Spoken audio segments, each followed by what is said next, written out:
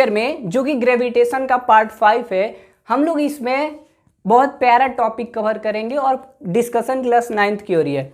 Theoretically अगर हम बात करें कोविड-19 की वजह से जो सिलेबस डिलीट हुए हैं उसको देखते हुए, तो इट में भी last class theoretically gravitation chapter के लिए हमें आज के क्लास में क्या पढ़ना है, मास और उसके बाद वेट, एंड उसके बाद चंद्रमा पे चलेंगे, थोड़ा घूम के आएंगे क्या होता है वहाँ पे, ठीक है।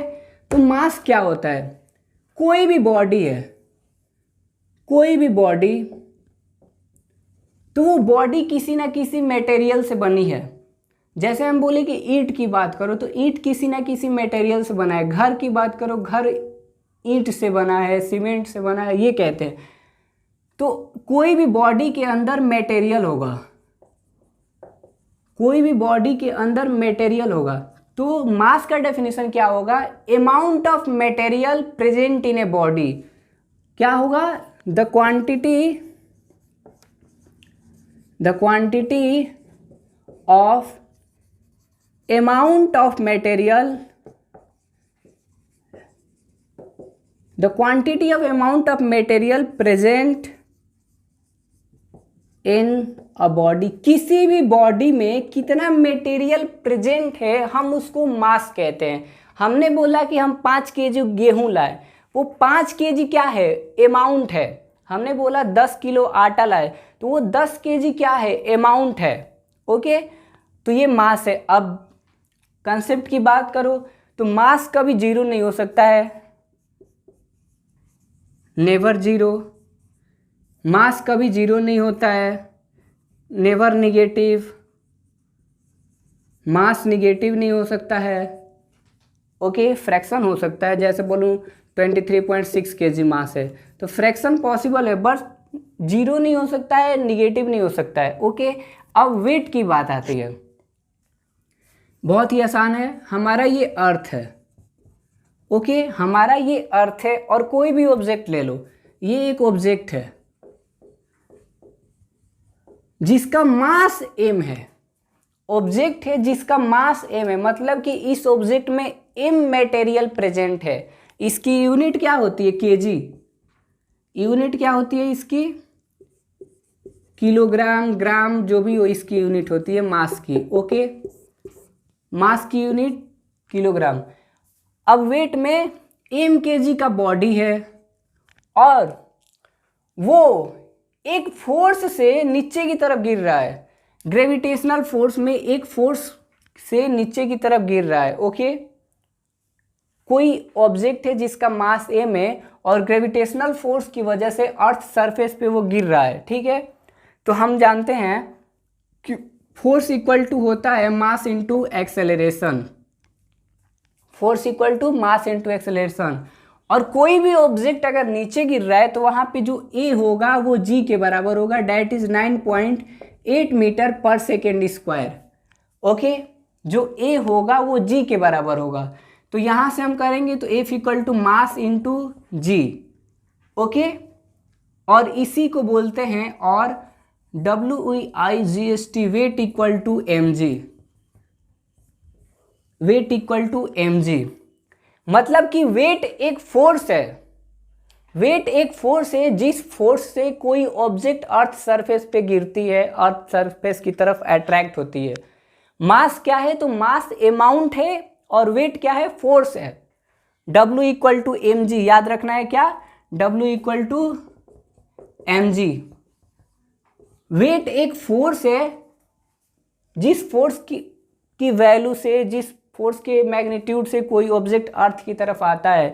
तो समझ में आ गया ना कि वेट क्या होता है। तो वेट एक फोर्स होता है और वो कैसे आता है, तो बॉडी के मास में जी से मल्टीप्लाई कर देना, वेट आ जाएगा। बॉडी के मास में जी से मल्टीप्लाई कर देना, वेट आ जाएगा, ओके। अब ये जो होता है वेक्टर क्वांटिटी होता है। वेट जो होता है वो वेक्टर क्वांटिटी होता है। हमने आपको बताया था कि वेक्टर क्वांटिटी वो क्वांटिटी होती है जिसके पास मैग्नीट्यूड भी होता है और डायरेक्शन भी होता है। तो वेट जो होता है वो वेक्टर क्वांटिटी होता है, ओके।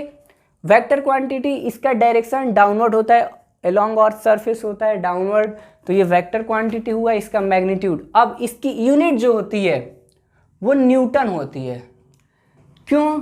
क्योंकि ये जो W इक्वल टू mg आया है ये फोर्स की हेल्प से आया है, फोर्स वाले फॉर्मूले से आया है, और फोर्स की यूनिट क्या होती है? न्यूटन होती है। तो वेट की यूनिट क्या होगी? न्यूटन होगी। ओके, अब एक इंटरेस्टिंग बात बताते हैं आपको। तो हमने ये देखा कि मास जो होता है वो क्वांटिटी ऑफ अमाउंट और मटेरियल प्रेजेंट इन बॉडी होता है। ओके, लेकिन जो वेट होता है वो फोर्स होता है, वो फोर्स जिसकी वजह से कोई ऑब्जेक्ट नीचे की तरफ अट्रैक्ट होती है, अर्थ की तरफ अट्रैक्ट होती है, या किसी भी प्लैनेट की तरफ अट्रैक्ट होती है, हम उसको वेट कहते हैं। तो वेट क्या है? वेट एक फोर्स है। ओके, ये वेक्टर क्वांटिटी होता है, वेक्टर क्वांटिटी होता है।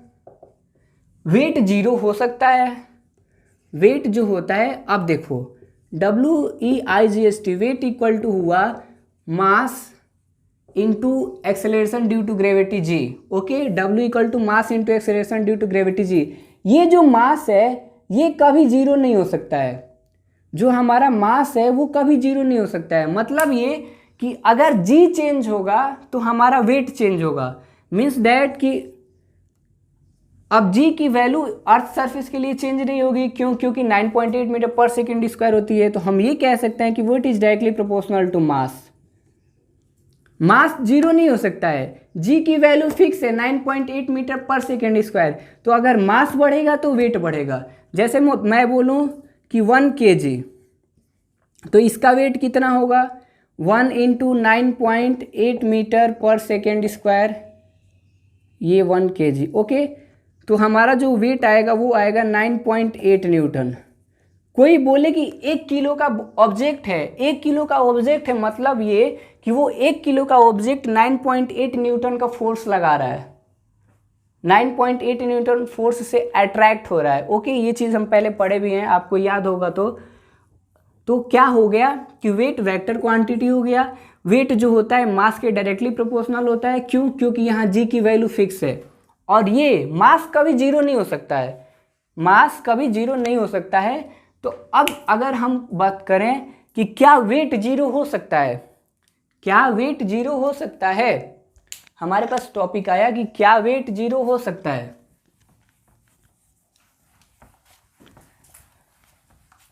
वेट जीरो हो सकता है कब? अब देखो, पहली चीज़ यहाँ हमने ये देख ली कि वेट जो होता है डायरेक्टली प्रोपोर्शनल टू मास होता है। क्यों? क्योंकि यहाँ जी क्या है? कांस्टेंट है, 9.8 मीटर पर सेकेंड स्क्वायर।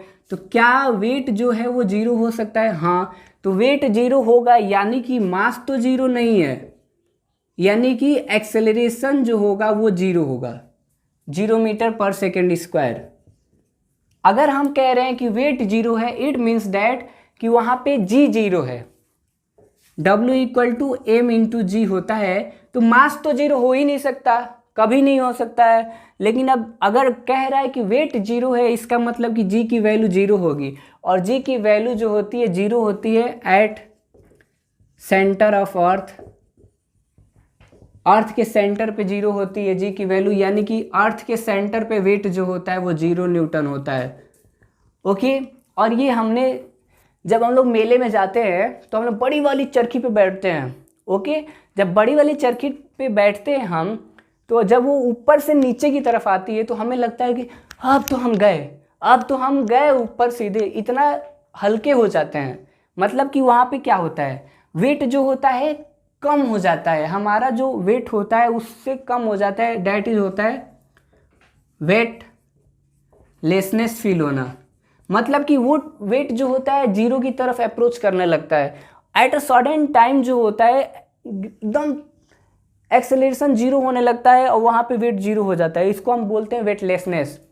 वेटलेसनेस मतलब क्या हुआ कि वहाँ ऐसी कंडीशन जहाँ पे फोर्स जीरो की तरह हो, और फोर्स जीरो होने का मतलब कि हल्के हल्के हो जाएंगे एकदम। ठीक है, तो वेटलेसनेस याद रखना, मीन्स कि W equal to zero, tendings to zero, zero की तरफ जा रहा है। ठीक है, तो ये हमने पढ़ा। और अभी आगे और भी बहुत सारी कहानियाँ होंगी, बुक देखना, तो बहुत सारे कंडीशन मिलेंगे कि वेट कहाँ कहाँ जीरो होता है। लेकिन ये इम्पॉर्टेंट है कि सेंटर, अर्थ के सेंटर पे वेट जो होता है 0 न्यूटन होता है, और वेटलेसनेस क्या होता है कि हल्का फील करना, लाइट। हमारा वजन जो है, हमारा जो वेट है, जो फोर्स है, जो हम ग्रेविटी पे, अर्थ पे फोर्स लगाते हैं, वो कम होने लगता है, तो हम उसको वेटलेसनेस कहते हैं। ओके, अभी हम लोग आते हैं, अब चंद्रमा पे चलते हैं। चंद्रमा पे हम चलेंगे अब। क्या?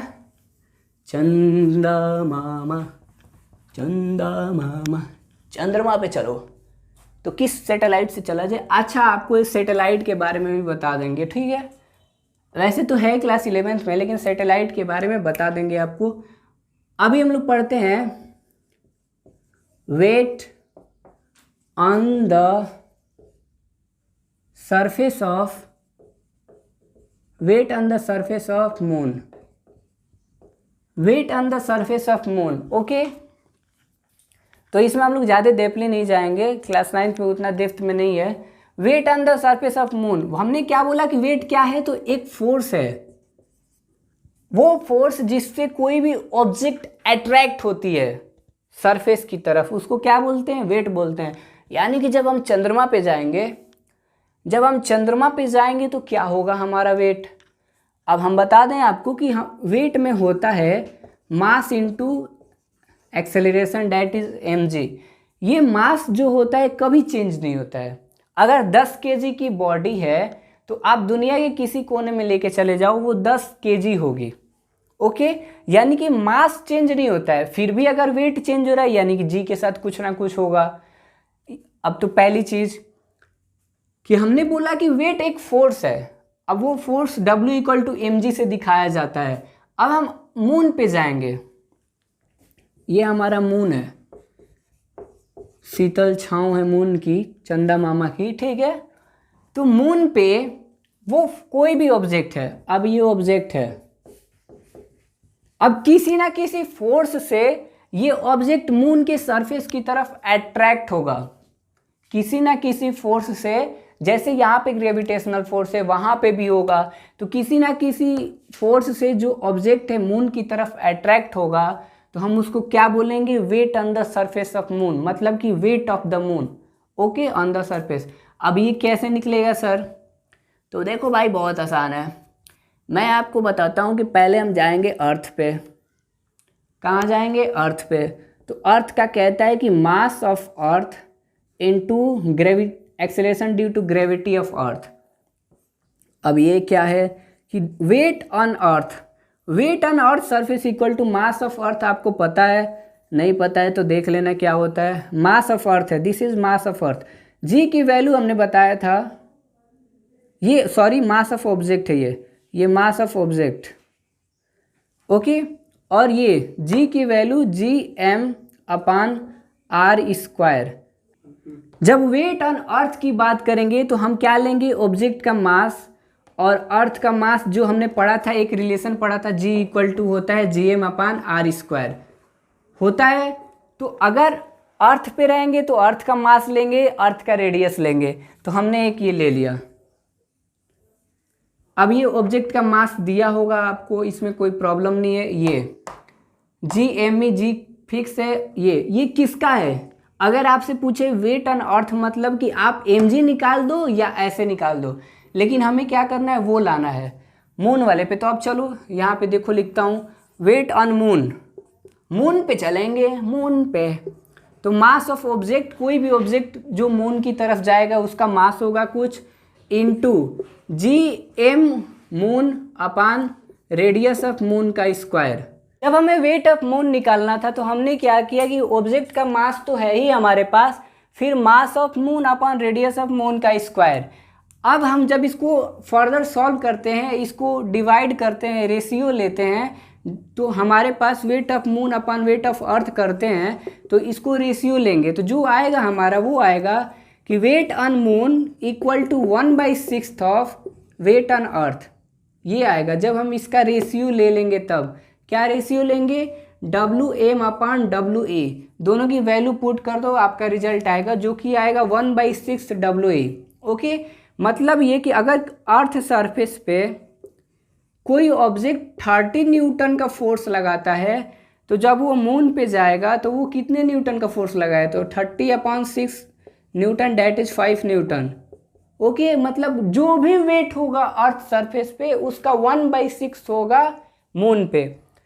और हमें ये फॉर्मूला याद रखना है। अब तो हमने आज क्या पढ़ा कि मास क्या होता है, वेट क्या होता है, और मून पे जाएंगे तो वेट कितना होता है। तो 1/6 हो जाता है किसका, तो अर्थ का। तो आप, उम्मीद है कि आपको समझ में आ गया होगा। अगर समझ में आ गया है तो इस पे क्वेश्चंस लगाइएगा। Okay, good luck for your future, best of luck, thanks for watching.